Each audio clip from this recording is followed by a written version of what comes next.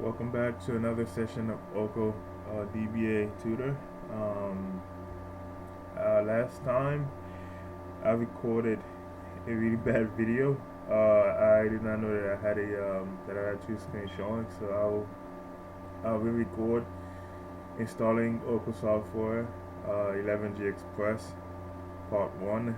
Again, Express is the smaller version of Oko, and it is not as difficult to install it, so I'm going to go ahead and do that for you guys, and hopefully I'll be able to go through with it. First thing you do is I've already I've, I got rid of the instance that I had before. I created a new one. Again, first thing you do is you go to your Amazon console. You you have to get your DNS, your public DNS, and then you use this the public DNS to be able to access the instance using PuTTY, and also using WinSCP. So what you do is you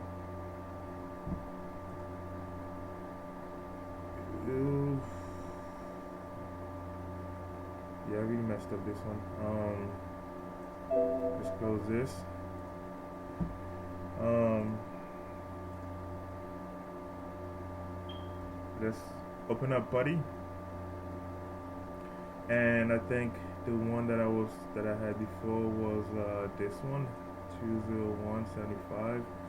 And again, if just always make sure that the DNS that of the running instance is the one that you have on here. It's gonna be pretty confusing, but you gotta find a way to just get used to doing that.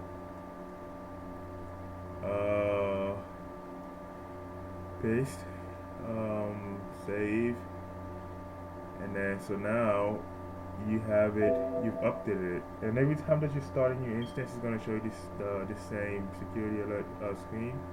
Just click yes when you see that, and then log in as Ubuntu.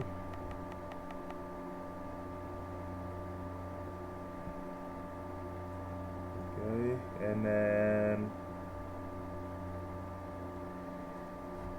first thing you want to do is sudo passwd. You assign a password to root. There you go. And then so now that you're logged in as root, you can actually now that you have access to it, you can actually do sudo I. You can go to root. Oh, I think that's the shortest way to do it. Let me see if you can do it.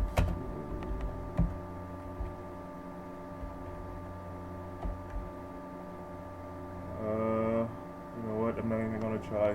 So only use sudo I. That's the perfect way to access. The perfect and short and to the point way to access sudo to access the root account. So now that you're logged in as root, remember last time I told you what you have to do is you have to go to the Oko website, Oko software website.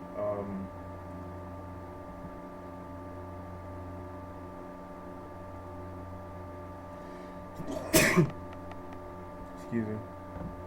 Um, so you come on here again, paste and go. I have the URL saved on my computer, so and that's why I'm able to just copy and paste it on here. So this is the website you go to, and you scroll down to the part where it says, remember, standard edition.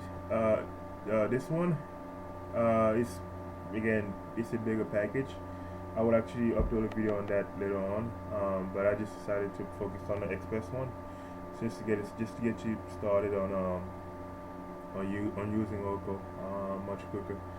And then you go to this one, Oko 11 Database 11G Express Edition. Again, I'm running on Windows, not necessarily on Windows, but I'm running. You know what? I'm running on Linux. That's it. I'm running on Linux. And then you click on this on the here link.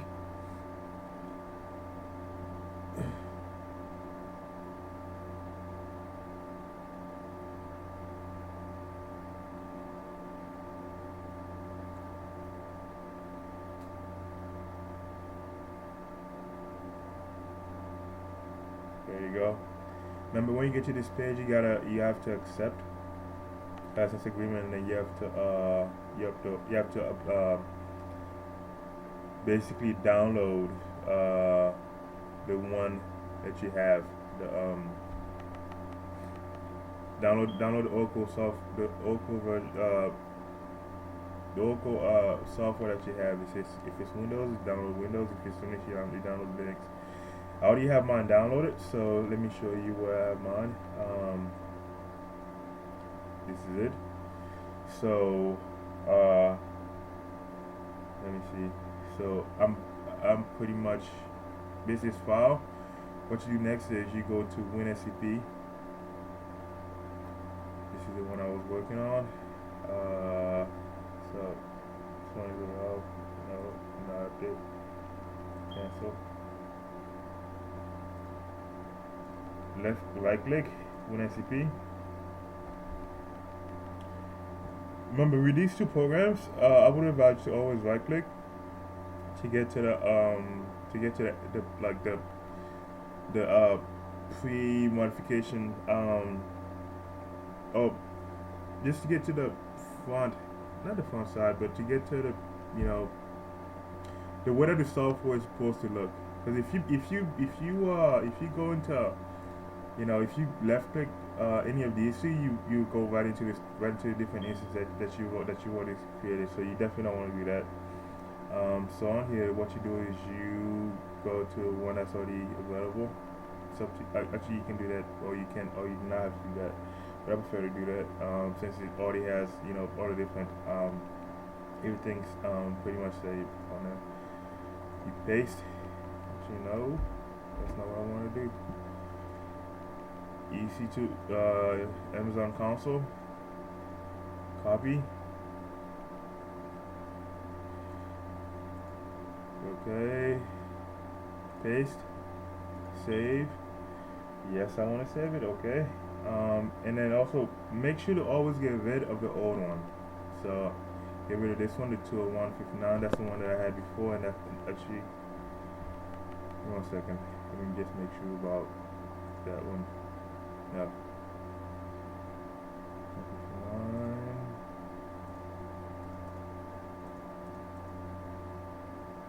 134. 159. No, so it's actually 2 cents. It's actually, yeah, it's gonna get very confusing. Just always, whichever one that you're done with, always get rid of it. So I'm gonna delete this one, and this is the one that I currently have as my 200. There you go. So 54, 216, 45. Is this one? First time, again, you have this warning screen. So yes, Ubuntu.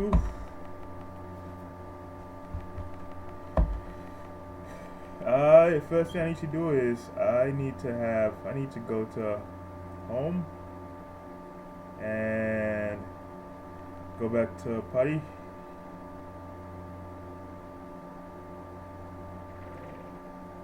Go to PuTTY. Make there. I'm gonna make the directory for my software. Make there. home/Oracle. And then I'm going to give myself complete access to that directory. So by doing chmod 7. You can do 777. I prefer to do that to get complete access, or you can do 755, which is basically the read, write, and execute. Or yeah, I think read, write, execute. Yeah, I think that's it. 777, and you copy and paste that directory. Come on, buddy. There you go. Okay, so I've changed the directory. I have access to it. So what you can do is you can do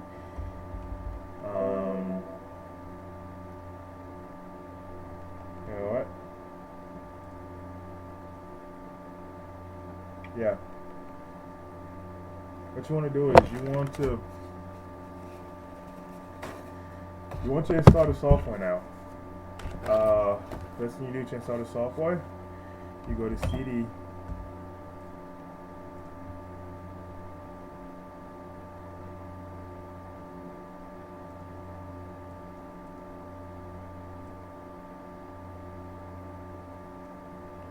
You go to CD.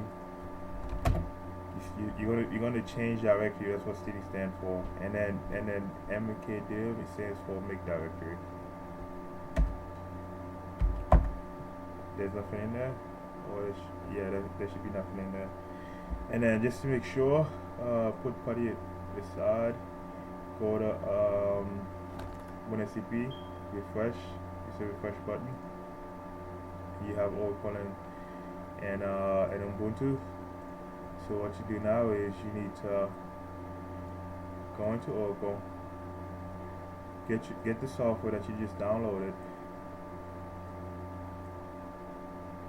So you know what? Let me make sure that you guys can see what I'm doing. Get that software, put that baby in here, copy it, and it's gonna take a while. I will pause this video and then I will come back to you when the upload is completed.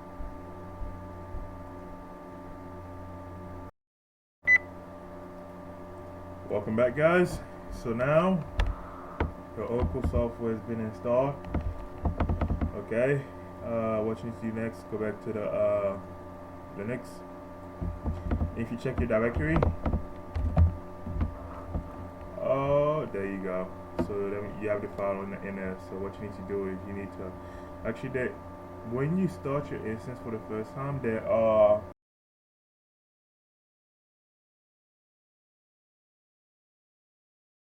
the first one is you don't have to do sudo because you already root. Again, sudo means basically you are referring to the root account when you're doing that.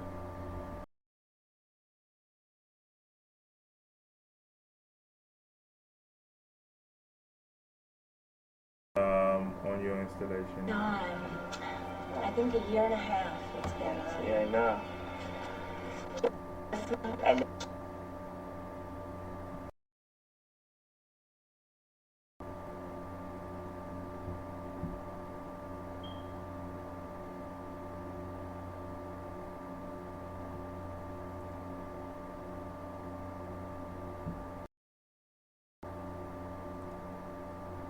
There you go. And then run apt get upgrade. This is going to upgrade all the different packages again. And by the way, that was the movie that I was watching, so you guys are fine.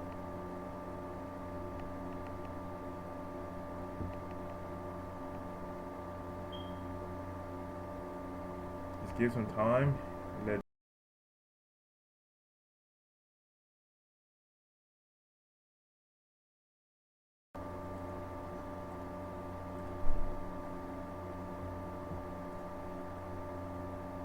And I think, you know what, this is actually the perfect spot to cut it off. Or